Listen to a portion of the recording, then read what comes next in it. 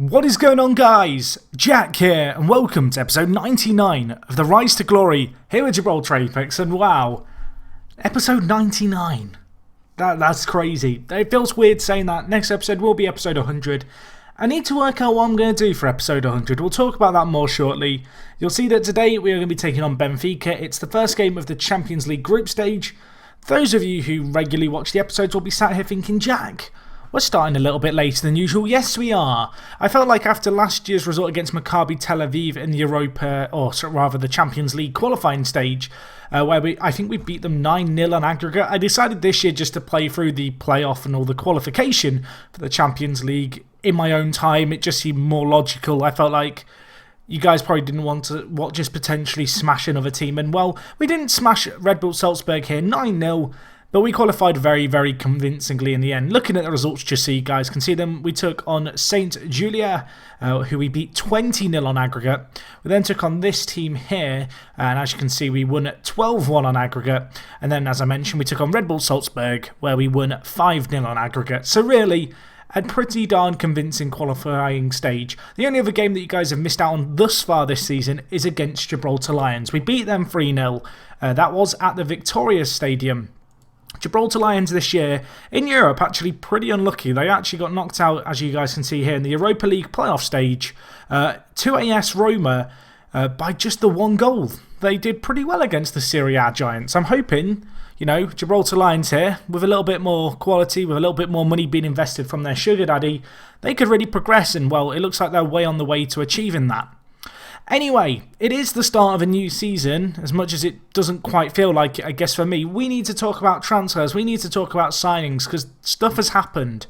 Stuff has happened, and well, if you had a quick look at my team there, you'll notice a distinct lack of loans this year. Now, that is something that I've really tried to overcome this year. I've tried to bring in some good quality players and limit my loans substantially. I feel like over the last few years, we've used loans as stepping stones, to add immediate quality to the side, but now I needed to dig my hand into my pockets, invest myself, and get in some players. And as you guys can see here, £15 million spent on permanent signings, and there are a fair few of them as well. You will, however, notice on the outs, we've made £18.75 million. Where's that coming from? Let's have a look. Just the one player really making up the bulk of that fee. And it was Alex going to Forest. Now, this was a transfer which, if I'm honest, I didn't want to do. But, I don't know. It's just mental, isn't it? £17.5 million was offered for Alex. The Brazilian player who actually took up, as you can see here, German nationality and declared for Germany, which I thought was a little bit interesting. He has moved to the Premier League. He's going to be playing for Nottingham Forest. He was a player who, ideally, I would have liked to have kept around, and it certainly wasn't in my plans, I guess, to sell him. But a bid of £17.5 million came in. To put that into perspective, I think I had less than that in my actual bank account at the time. At the club, of course, I don't have £17 million in real life, although that would be pretty nice. But as you guys can see here, I decided to let him go. Of course, Alex joined us from Atletico Madrid for £5 million. Last year, he put in one of his best seasons ever. He got 14 goals in 7 cup games. He got 50 in all competitions, including 7 in continental competition. But ultimately, for a club of our size, if it wasn't a long-term player like Bouchard or Paul Smith, and a £17 million bid comes in, it's very difficult to say no. And in this instance, I did opt to sell him. Now, that wasn't the only departure, but that was the one that really allowed me to move around in the transfer window. The only two that I'm also going to mention, because they are kind of significant, Jimmy Holmes joined Derby County, a player who we signed from Liverpool. Never really lived up to that billing for us. Played a few games last year, but with some younger options coming in the centre mid position, I decided to let him go for a little bit of money rather than letting his contract run out at the end of the year. We also sold Palomeke, the American, to Gibraltar Lions. Just adds a little bit of quality to their side. Of course, joined us from San Jose Earthquakes. I'm hoping he'll do a good job for Gibraltar Lions, of course. Anyway, those are the bulks of the players on the outs. The only other one, I guess, that's perhaps worth noting, Melvin Thomas, a loyal player to us, the Canadian, going to Sheffield United. He's decided that he wants to further his career in the Championship. In truth, despite making an immediate impact at the club and really being one of our best players, especially early on in our professional status, over the last few years, as you guys can see, he made 8 appearances in the league in just 3 years. Simply put, wasn't getting enough first team football, wanted to play first team football, let him go very cheaply, but ultimately it was a player who wanted to leave and I was more than happy to let him go. You will also notice Jack Peachman left. That was a mistake. Signed him back immediately. Either way, let's move on to the transfers on the ins. And well, I tried to really build a squad for the future here. It's something that I have been doing alongside the loan signings I've made over the last few years. I've tried to bring in younger players who I can develop, playing them in the league games, not necessarily all the European ties. And for the most part, it's kind of worked for us. And that's something that I wanted to continue going on here. So anyway, let's have a look at our signings. The first one here we have is Daniel Martinez, a Uruguayan international player. 2 caps actually for the senior team and 1 goal. Primarily a centre mid, but can also play centre attacking mid. He can also play out on the left and right, so a very, very flexible and versatile player. At 19 years old, might be edging towards the kind of top of his potential. But I think for £3.3 million, we've got a pretty good bargain here in the Uruguayan. Probably won't be a starter in our team. If he does start, it will more than likely be out on the right-hand side of midfield. But nevertheless, a good player to get in, and well, the versatility that he offers is going to work wonders for us, especially coming on off the bench in the Champions League games. Anyway, the next player we have here, Nick Austin, a player who I've actually immediately loaned to Gibraltar Lions. The Australian, 18 years old. We signed him a little while ago from Western Sydney Wanderers. We've only paid $375k for him, and he looks very good. He's a good athlete, he has some good finishing. His mentals, they're fairly solid for the most part. I like the teamwork, I like the determination he's got. He's got some nice technicals as well, that free kick taking, the technique as well, you know, that all kind of works together nicely, as does the crossing and corners alongside that, you know, getting some fairly nice, I guess, stats and attributes there for a set piece taker perhaps in the future. He has that really good pace. He's got some good PPMs as well, which I really like, and I'm hoping that this year and maybe, you know, one more year if he needs it at Gibraltar Lions is going to help him develop. Not necessarily immediately going to make an impact for us, but kind of fits into that mould of players I mentioned earlier who we have signed relatively cheap and then developed into first team players. Anyway, the next player we have in, a player coming in on a free, a player who I didn't break the bank for because I didn't actually pay anything for him, but I certainly broke the wage budget for. And, well, you can see here, 21 years old, £32,000 a week. This guy, Sergio Marquez, he looks incredible. The Argentine played a lot of the under-20s level, you can see. We signed him from River Plate. He's played for them since he first gen. He's played for them for a number of years, been a very good player for them. And he joined us on a free, a very exciting transfer, the kind of player that only really in the last year or so, I even considered it a remote possibility I might be able to sign this guy permanently.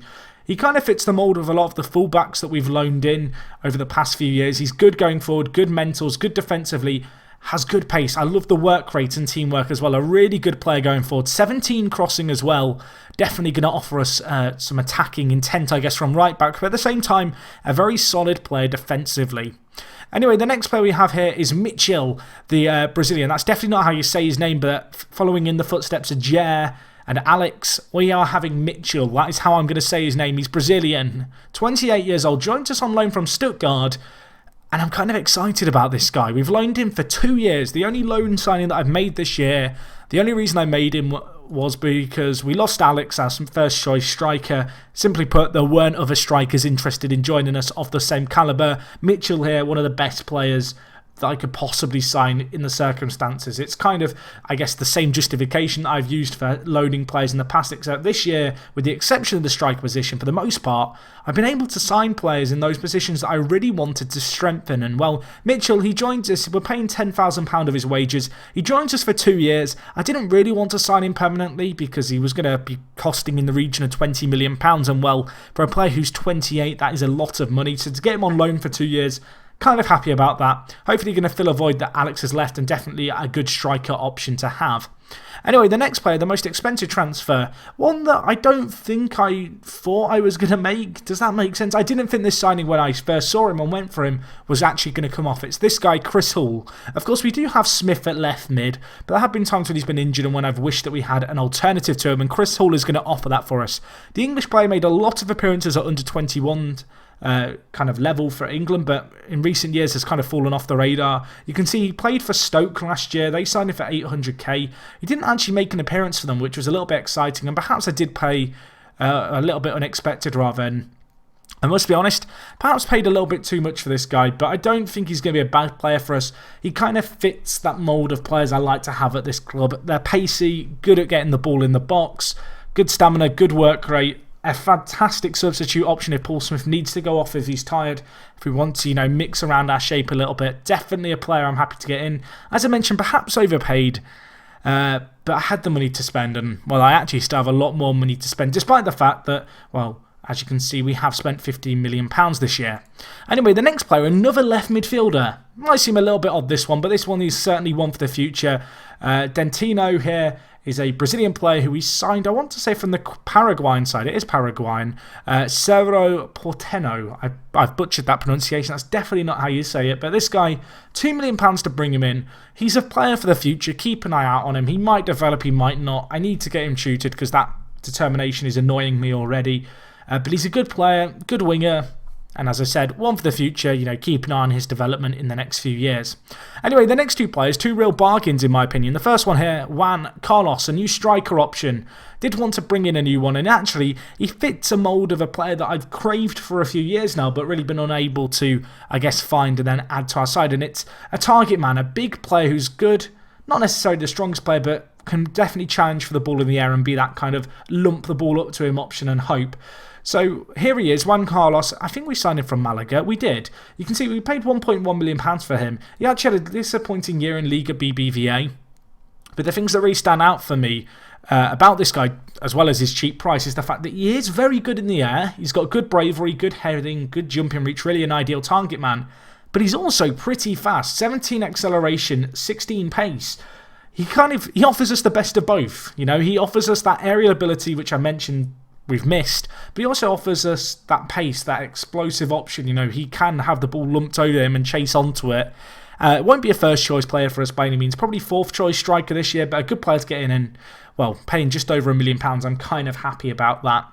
Anyway, the next player we have, a face in the game player, which if you don't know is a kind of nod to some of the developers and people who have worked on the game from Sports Interactive and from various other means. We have Scott Greatorex. So you might have seen this guy in your own save. He's a Belgian player. You can see that we've actually signed him for, I think it was 1.7. It was 1.7 million. Another player to join us from Stoke. They actually got a bit of money out of us this year, Stoke in the Championship. They didn't get promoted last year following their relegation. But this guy, Scott, I think he's going to be a good player for us. He's not the fastest centre mid, but he's a good, well-rounded player. Offers us a little bit much-needed quality in the kind of backup options.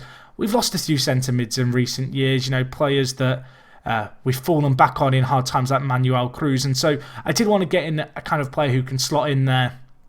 Jimmy Holmes, of course, also left us. And I think Scott comes in and kind of fills that void quite nicely in our side. So anyway, I've rambled quite a lot about the transfers there, but certainly want to keep an eye out on, and certainly some nice signings there. Going into our first game of this season, which is going to be against Benfica in the Champions League, a very familiar foe really. Feels like we come up against them near enough every other year in Europe.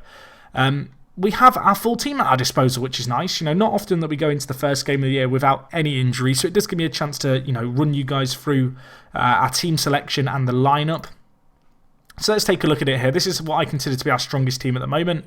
In goal, we are going to be going with Ludwig Jung. The Swedish keeper holds his position. The goalkeeper position was a player I looked to potentially strengthen. However, there simply weren't the players available to sign permanently or on loan. For a reasonable price. Ultimately, I've had to stick with Ludwig here. You'll notice that he is starting to break back into the Swedish side, and actually he's got 6 caps over the summer. So I'm kind of happy about that. Definitely a player to keep an eye out on, and I do think he's improved a lot since he joined the club, and I think he's kind of fighting hard for his position, and well, if he continues to improve as he has in recent years, it's going to be difficult for me to find a player who really significantly kind of excels, I guess, compared to Jung in goal for us. Anyway, the next player we have Sergio Marquez. Talked about him. New transfer, big wages, lots of pressure on his shoulders. 21 years old, the Argentine. Keep an eye out on him at right back. In the centre-back position and at left-back, we go with some familiar names. Walter Del Sol, the Italian, a player who really has flourished in recent years.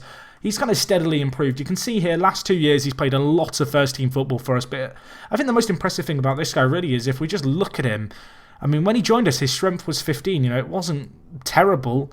But he's already excelled all the way to 20. That's just crazy stuff. His heading as well, another element of his game that's increased from, 12 to 16. Jumping reach as well as increased. And all in all, this guy's just continued to improve. He's a very limited defender in terms of what he brings to us. He's not, your ball-playing defender, certainly. He kind of defends, that's what he does. But I'm delighted that he's sticking around at the club. We did have some fairly hefty bids for him, but I did reject them. I believe the highest one I got was in the region of £8 million. It was tempting, but I ultimately decided to keep him because he is a player who I think would be very difficult at this moment in time to replace. Anyway, alongside him we go with Yves Frigère, the Frenchman. 25 years old, of course, a player we signed from Real Madrid. Declined a little bit of late, but still at 25, a very good player. Still a very good defender as well. Really enjoy his kind of ability in the air. At left back, we go with Jason Hall, a player who is more naturally a right back, but he is either-footed and, of course, a good attacking fullback option for us. Love his physicals, love his determination. A good player at 20, still some room to improve. I'm hoping he will excel this year. Going to be our first choice left back and, well, perhaps a little bit of pressure on his shoulders. At left mid, we go with Paul Smith. That's all I'm going to say on that. We don't need an introduction to Paul. Neither do we really for the centre mids. We have Ismail JJ here, the Ivorian, who in recent years has really improved significantly and continues to be a player who I turn to. And, well, when I turn to him, he always seems to kind of perform. He's got great physicals. I love how fast he is. It really suits him in this more defensive role. It allows him to really be mobile around the pitch. Of course, alongside him, we have Joe Bouchard, the Canadian, a player who really did kick up a fuss about wanting to leave. I've noticed that with the kind of latest kind of January update, which, as you guys watch this video, has been a little while ago, but with this update, it's kind of changed how some of my players are happy about staying at the club. And Joe Bouchard was a player who really kicked up a fuss about wanting to go. He still has 3 years left on his current contract, plus an optional 3-year extension that I can give to him. We've got this guy for at least the next 6 years. I don't intend to sell him. He's just such a good player for us, the Canadian. And, well, I think he can be a driving force behind this team as well. We kind of seek, I guess, Champions League success over the next few years. Anyway, at right mid we go with Christian Mendes, a player who attracted the attention of Real Madrid in the summer. He's been quite content playing for the side. The Colombian still yet to make his mark in the national first team, but a player who's continuing to improve. Not got the craziest physicals, I guess, for a winger. You know, you perhaps expect your wingers to have a little bit more pace, but technically a very good player. Mentally, a fairly well-rounded player. And I'm hoping that he can continue to improve. He's going to be our first choice right mid for the most part for this year, so there is a little bit of pressure on him, but I'm sure he's going to be up to the task. Up front we go with Mitchell, and alongside him we go with Van Dijk, a player who we signed last year as a bit of a backup, but with the likes of Callum Oakley leaving us to go back to Arsenal. Before someone writes in the comments, sign Oakley permanently. I tried to. He didn't want to stay, but with the likes of Oakley leaving, with the likes of Alex leaving, it is going to offer an opportunity for Van Dijk here to come into the side. And to be honest, he's done a very good job for us so far. 27 goals in 19 games last year. This year so far, 11 goals in 5 starts in continental competitions and 1 substitute appearance. Certainly hoping he can maintain that going into the group stage. Quick look at the bench for this game. We have Jay Marriott, Mustafa, the Egyptian, a player who's continued to improve a lot. His pace still puts me off a little bit, and there has been quite a lot of teams interested in him, but he's a very good defender and a player who I will be playing a lot in the kind of domestic games to get that kind of match sharpness and hopefully aid his development. We also have Carlos Andres Mora. This guy had bids, I believe, from Barcelona and AC Milan coming during the summer. We've held on to him, the Colombian, a very talented player, a player who I definitely want to kind of offer as much opportunity to develop as I can. He's got 8 pros and 1 con, and that 20 determination, I mean, it stands out for me. When you see a player with 20 determination, I don't know, it gives me tingling feelings. And, well, Mora, I'm hoping, is going to be giving me tingly feelings for the next few years to come. Anyway, the next player we have, Daniel Martinez, the Uruguayan we signed for £3.3 million. A very good player, as I mentioned, who we can bring on off the bench. Fairly good when it comes to his pace, can play in a variety of midfield positions, and he's only 19. Definitely a player to keep an eye out on, and definitely the kind of player we can bring on in this game to make an impact for us. We have Chris Hall, who we signed from Stoke, the left winger. We then have Tuzon, a loyal servant to the club, the Spaniard, a player who might end up playing for Gibraltar in the next year or so.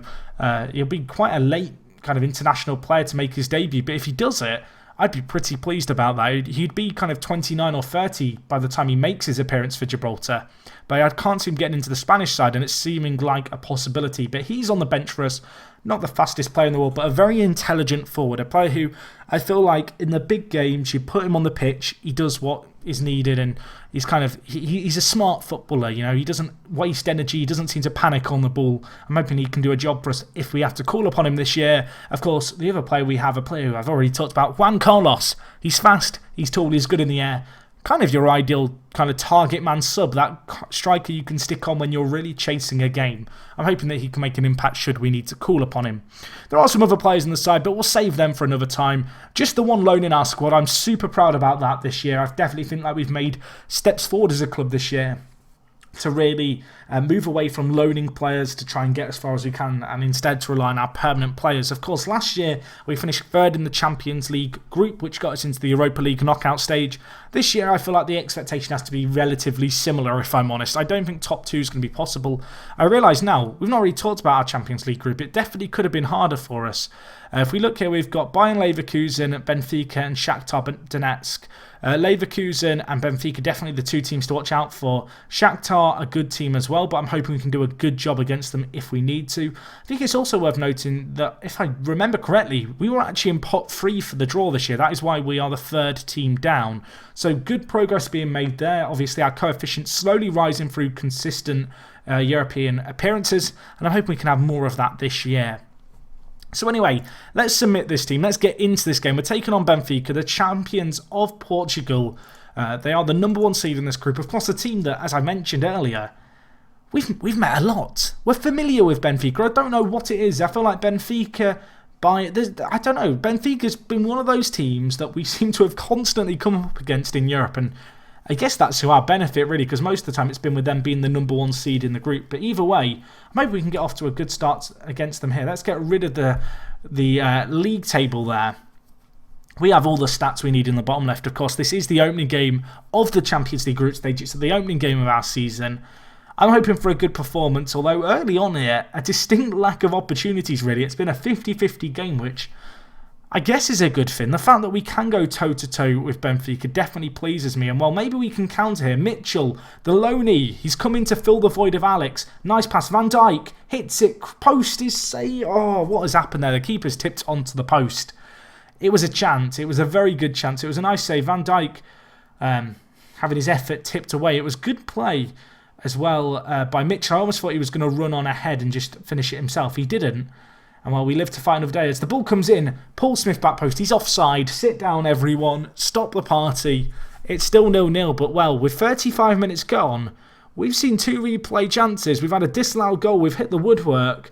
The signs are there that so far, at least, we are putting in a good performance here, and I'm hoping that we can have more of that. Although that said, Benfica on the attack. Marquez with the nice tackle, though, the right back, a bit of a point to prove here. I bigged up his attacking credentials, but defensively in this kind of game, he's going to be tested. But anyway, 0-0. Benfica coming forward. Carnu beats his man at left back.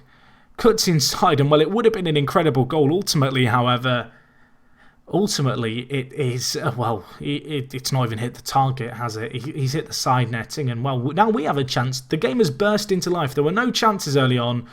Suddenly there's chances either way, and actually it's Benfica bringing the ball forward again. Al-Dassari, the Saudi Arabian, crosses it into Carnu. I thought that might have been offside. It's not been given. And Al-Dassari with the assist. He's a Saudi player. You're probably wondering, Jack, how do you know that? Well, I was kind of, as you do when you're in your FMCs looking around, looking at players. Al-Dassari, the Saudi Arabian, I mean, it stands out, doesn't it, when a Saudi Arabian is playing in the Champions League. He's a very good player, and an abnormally good player for a nation such as Saudi Arabia. And unfortunately, we've been a victim to him right there as he got the ball in and Carnu finished it home.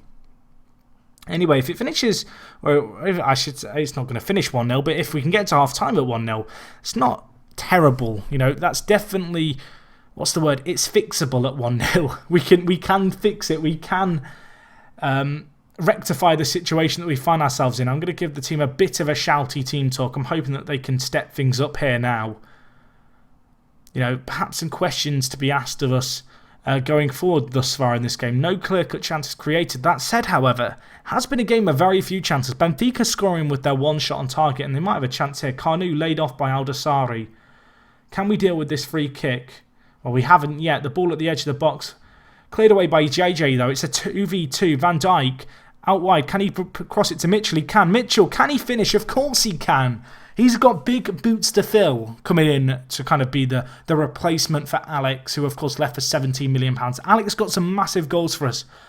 And well, for Mitchell to score in the Champions League group stage opening game, it was a good composed finish as well. I'm very happy about that. Van Dijk, nice assist by him. I talked about his goal scoring prowess in the earlier stages of our Champions League campaign to get to the group stage. He's turned kind of creator today and he's done a very good job there. Worth noting at the moment, we have 6 players on yellow cards. We know how this ends. We know this story. We've been here before. I'm going to play it safe. I'm going to make a change. I'm actually going to bring on Carlos Andre Moura for JJ, just so if we're going to get a player sent off, it's not JJ at centre mid. I feel like that's the sensible one to make. I feel like our centre mid in defence is the player who's likely to get a booking over our defenders. Either way, however, we're on the attack. Marquez whips it in, cleared away. Second chance of asking. Mendes crosses it. Mitchell is there again. It's 2-1. He scores his second goal of the game. It's his 6th of the season as well. A great assist by Mendes, the young Colombian. And, well, we can't complain one little bit. Mendes whips it in. Mitchell just breaks free and, well, he's just smashed it into the roof of the net. The keeper is not going to stop that. With 20 minutes left, Mitchell ploughing the ball in from 5 yards out. He's looking for his hat-trick. Could he turn creator? Jason Hall in the box. Van Dijk. Bouchard laid off, blocked away, and, well, Benfica might look to counter now. A big ball over to Eder. Now with Jose out here on the right, and, well, they have a chance. It's a bit of a wasted opportunity, really. Young with the save for us. Van Dijk getting an injury. We still do have 2 subs left in this game. I'm going to bring on Tuzon for him. Paul Smith actually had a really bad game. He's also booked.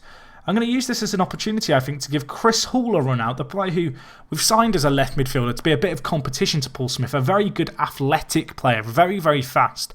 Hopefully his injection of pace out on the left-hand side of position that, well, we've struggled with this game judged by Paul Smith's kind of rating. I'm hoping that he can offer us something there. It doesn't look like it's going to matter. It looks like it's going to finish 2-1. Indeed it is. The Space Park sees another fantastic result for Gibraltar Apex. Here in the Champions League, a comeback from behind. Didn't go around panicking and changing anything. Stuck with the team that I knew. Encouraged the players. A good team talk. Followed by a great performance and, well, some well-taken opportunities by Mitchell. Sees us edge out a very close encounter. But what a great way to start our Champions League group stage campaign with that 2-1 win. It looks like Van Dijk is going to be out for 3 weeks. That's a little bit of a shame. I do think that means he will miss the next game. That's a little bit of a problem, I guess you could say. We do get £1 million, of course, for beating Benfica. That's great. JJ has praised me for my team talk. It was a great team talk, if I might say so myself. Mitchell getting the 2 goals for us, a 9.0 rating for him. Can't complain about that. Great performance here in our first episode of the year. In terms of when we'll be back, you guys are probably sat thinking, Jack, episode 100, what are we doing? What's the plan? I don't know. I think I might make the next episode just a triple header special. Now, normally, with episode kind of 100, I do a really long live comp, but because of the insignificance of our games in the league, you guys probably don't want to watch, 3 or 4 Premier Division games.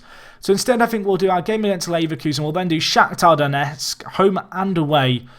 We might even throw in one more game there for good measure, maybe against Benfica. I guess you guys will have to stick around to find out. It's a shame that there isn't anything that's kind of miraculously fallen into place for episode 100 that would make for really entertaining viewing.